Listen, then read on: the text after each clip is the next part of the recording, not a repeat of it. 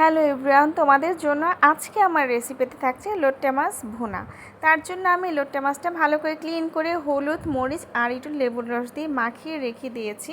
আরেকটা প্যানের মধ্যে তেল বসিয়ে নিয়েছি, তেলের মধ্যে আলুটা কেটে নিয়েছি তরকারি স্টাইলে, তরকারির মতোই। আর পেঁয়াজটা একটু বড় করে কেটেছি, রসুন কুচি ইউজ করেছি আর কাঁচামরিচগুলি কেটে দিয়ে দিয়েছি।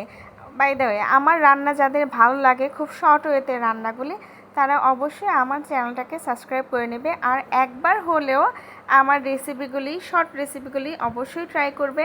ইনশাল্লাহ দেখবে সবার খুব ভালো লাগবে। আমি তেলটার সাথে খুব ভালো করে পেঁয়াজ কুচি, রসুন কুচি, পেঁয়াজ আলু কুচি ভালো করে মিক্স করে নিচ্ছি। যখন তেলটা মোটামুটি ভাজা ভাজা হয়ে আসবে আলুগুলি, দেন আমি হাফ টিস্পুন করে হলুদ মরিচ আর ধনিয়া গুঁড়া দিয়ে দিচ্ছি। যখন মশলাটা কোনো পানি ছাড়াই একদম কষিয়ে নেব। আর দেখেছো আমার মাছটা মোটামুটি পানি উঠে এসেছে, তখন মাছটা আমি এই কষানো মশলাটার মধ্যে দিয়ে দিব। অল্প পানি নেব, জানো লোট্টা মাছটা একটু নরম মাছ, তাই লোট্টা মাছটা কখনোই নাড়াচাড়া করা লাগে না।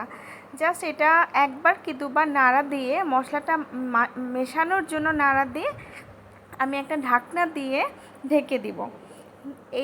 এই মাছটা থেকে যতটুকু পানি আসবে মাছটাও সিদ্ধ হয়ে যাবে। দেখতেই পাচ্ছ হয়ে গিয়েছে। দেন আমি ধনেপাতা কুচি দিয়ে নামিয়ে ফেলবো। এর মধ্যে তেলটাও উপরে এসেছে। রেসিপি ভালো লাগবে অবশ্যই একবার ট্রাই করবে। আল্লাহ হাফিজ।